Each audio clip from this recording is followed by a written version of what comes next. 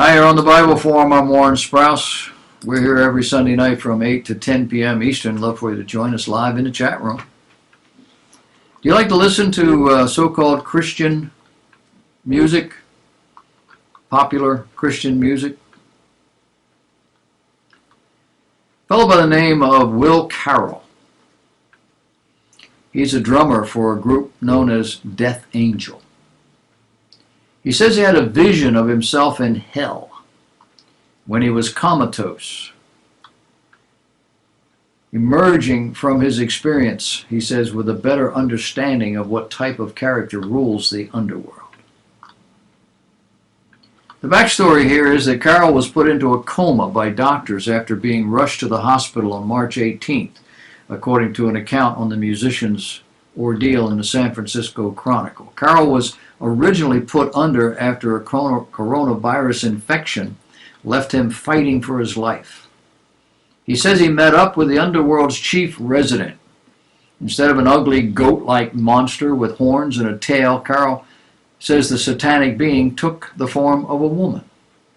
He found himself in a body that looked like that of Jabba the Hutt from Star Wars.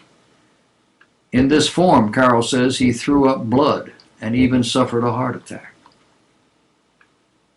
He explained, I'm still going to listen to satanic metal, and I still love Deicide and bands like that. As far as for my personal life and my experience of what I went through, I don't think Satan's quite as cool as he used to. I don't think he's quite as cool as I thought, or I used to think. A little bit on the other side is a fellow by the name of John Steingard. Steingard is frontman for the so-called Christian band Hawk Nelson. And I say that because he no longer believes in God. Steingard shared his thoughts in an Instagram post on Wednesday in which he thanked fans for their love and support, as well as sharing their beautiful and tragic stories about their own experiences with their beliefs, and also answered many of the questions he said he has been inundated with since making his revelation. He said, we haven't all landed in the same place or reached the same conclusions. But the struggle with the questions, that's something we share. He continued in the third image slide saying, I did receive a few questions that I wanted to answer, so here it goes. Steingard began first by answering the most important questions. Questions like whether he was an atheist now, an agnostic, or where exactly do you fit? His answer? He said, while labels like that feel kind of icky, they do help sometimes, so I guess I could say agnostic. An agnostic is not sure there is a God. I certainly couldn't say for certain that God isn't there.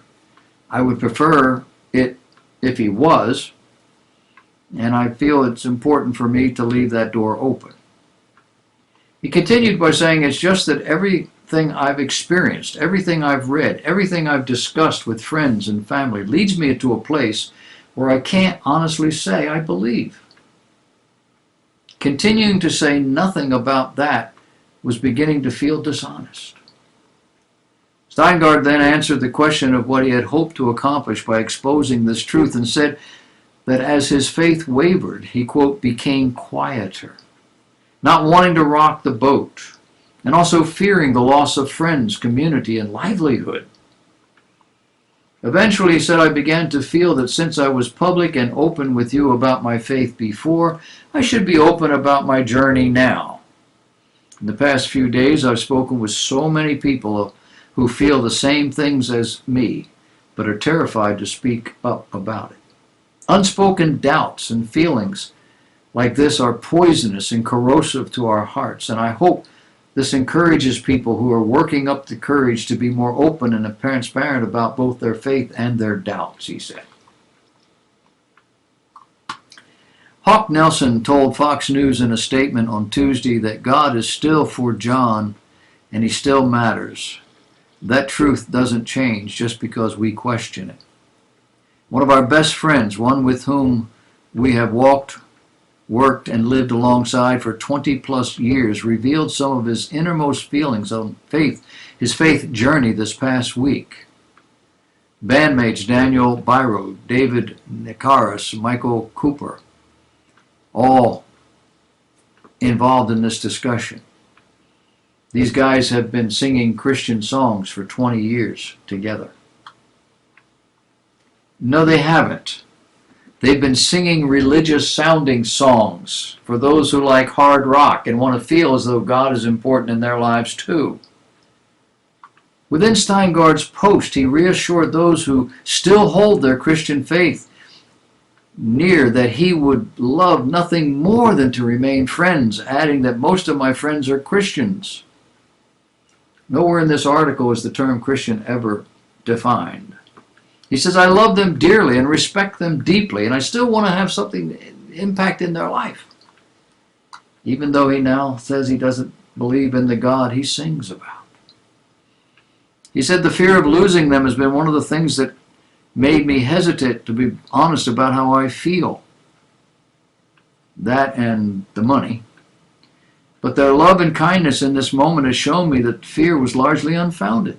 Christian kids, young adults, who understand that this man who has been pretending, lying to them for 20 years and has now outed himself as not a Christian at all. These young adult Christians are there for him. Steingard also reverberated that he wanted to make the new transition in the healthiest way possible, as pivoting on a substantial life decision is hard to grapple with. It's emotional, it's personal. There are very real reasons why someone might want to simply stop thinking about it and go with the flow of the people around them. Yeah. He ended his note thanking everyone for their kindness, said at this point in time he doesn't yet know the answer to the question of what now, other than the fact that he's ready to live.